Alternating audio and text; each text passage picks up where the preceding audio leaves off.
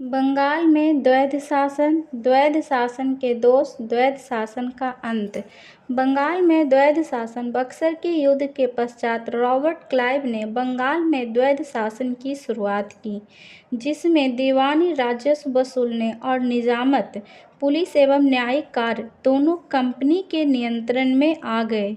Company ने दीवान के रूप में दीवानी अधिकारों का और डिप्टी सूबेदार को नियुक्त करके निजामत अधिकारों का प्रयोग किया। कंपनी ने मुगल शासक से दीवानी कार्य हासिल किए और निजामत कार्य बंगाल के सूबेदार से प्राप्त किए।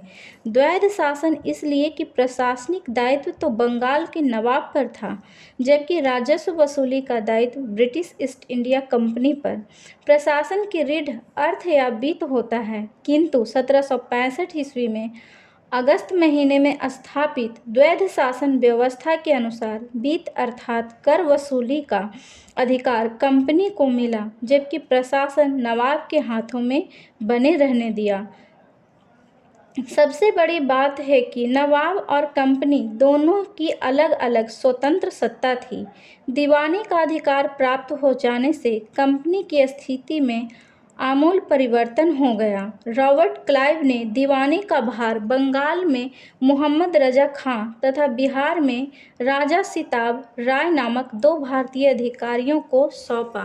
प्रमुख दीवानी कार्यालय मुर्शिदाबाद और पटना में स्थापित किए गए। शासन प्रबंध और फौजदारी के मामलों में सुलझाने के लिए ईस्ट इंडिया कंपनी ने बंगाल को नवाब को 53 लाख रुपए वार्षिक देना निश्चित किया। द्वैध शासन के दोष। रॉबर्ट क्लाइव एक कुशल सेनापति के साथ साथ अच्छा प्रशासक और सफल कूटनीतिज्ञ भी था। उसने द्वैध शासन की स्थापना कर बंगाल, बिहार और उड़ीसा में अंग्रेजी शक्ति को सुदृढ़ आधार प्रदान किया। इस शासन प्रबंध से कंपनी की आय में 30 लाख पाउंड की वृद्धि हो गई, किंतु इस व्यवस्था के लागू होने के कुछ दिन बाद ही इसमें अनेक प्रकार के दोष समाहित होने लगे।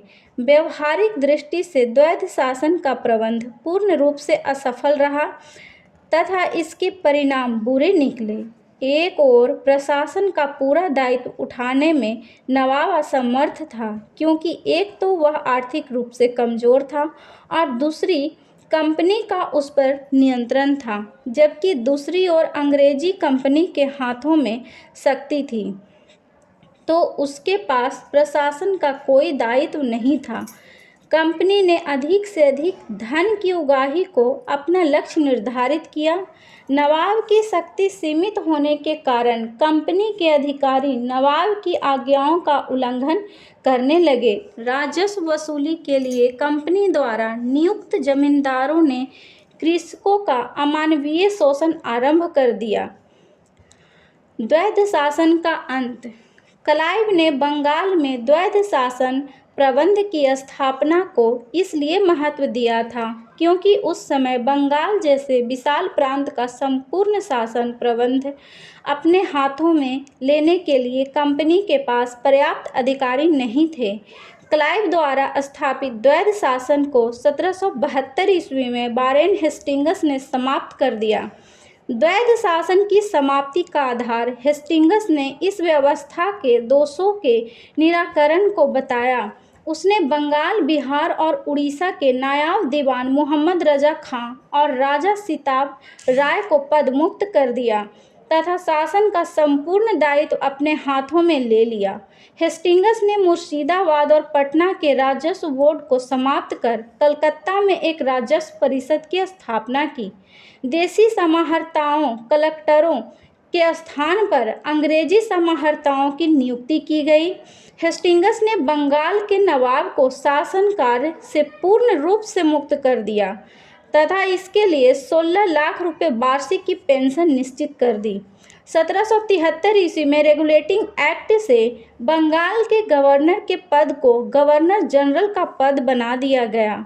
भारत की तत्कालीन सभी प्रेसिडेंसियों का शासन भार उसके हाथों में सौंप दिया गया। 1773 ईस्वी में वारेन हेस्टिंग्स को पहला गवर्नर जनरल बनाया गया। इस तरह से बंगाल भारत में ब्रिटिश राजनीति का केंद्र बन गया और कंपनी ने यहीं से अपने साम्राज्य विस्तार की प्रक्रिया शुरू की।